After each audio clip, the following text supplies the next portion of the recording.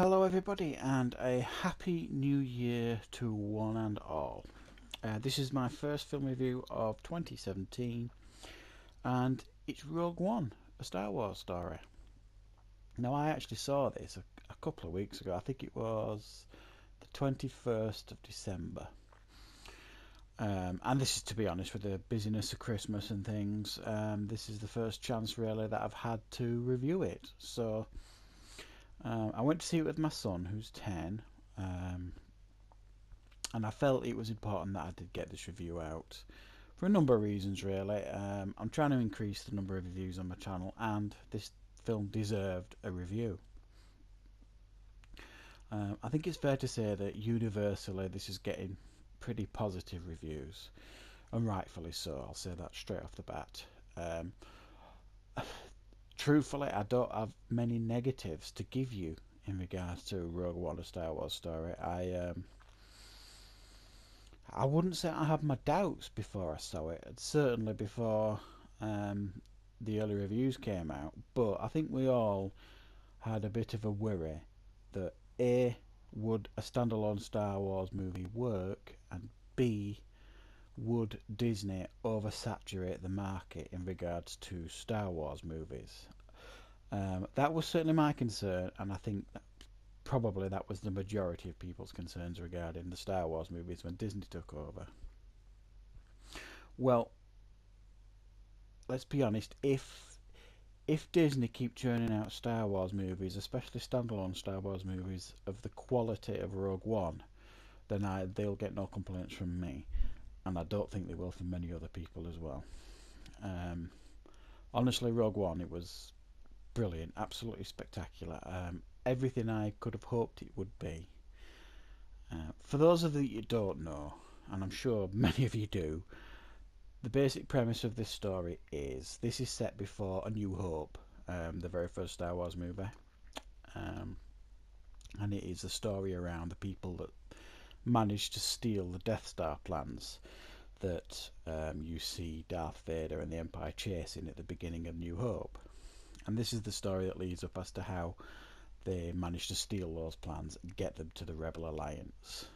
Um, and the story revolves around a girl who her father used to work with the Empire. He was a genius engineer, if you like, scientist engineer, and he was well on the way to developing the Death Star. And he basically had a crisis of conscience and quit, and he eloped with his family.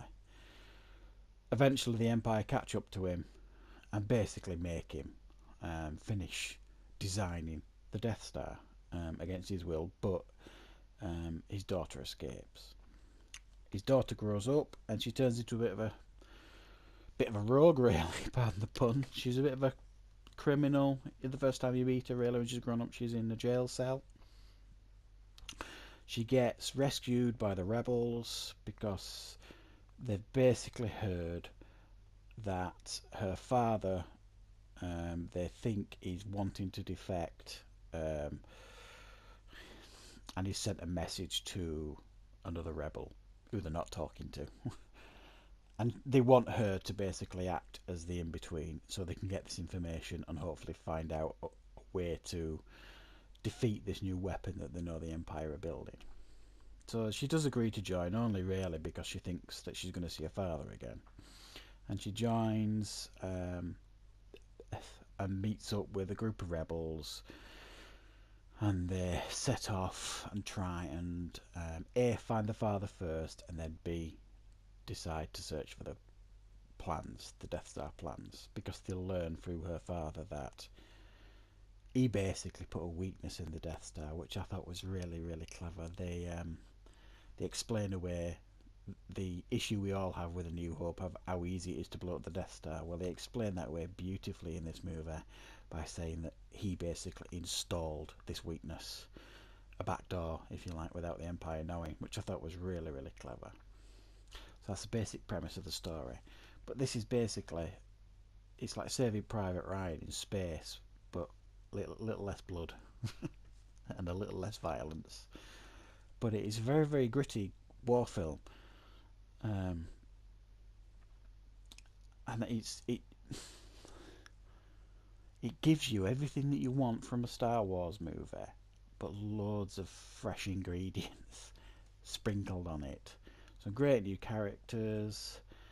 Um, they've got this robot in there as well who's really really witty. He's very very funny. Um, I think they got everything pretty much right. I mean, there's Peter Cushing from the very first Star Wars movie, who has been dead since, oh, I don't know, maybe the late 80s, early 90s. He's in this movie as a CGI character, and he just, the effects just blew me away, really. It was just, he's like a full blown character. So, the effects in this film are outstanding. You would expect no less, obviously, it's a Star Wars movie, but they really did knock it out of the park, effects wise, which was really impressive. Um, my son did tell me that I don't think he enjoyed this as much as other Star Wars movies, but I think that's probably because, again, I did warn you that the spoilers. All the major characters die in this movie. It wasn't a surprise to me, and it didn't ruin it for me. So I would recommend very much that you see this movie.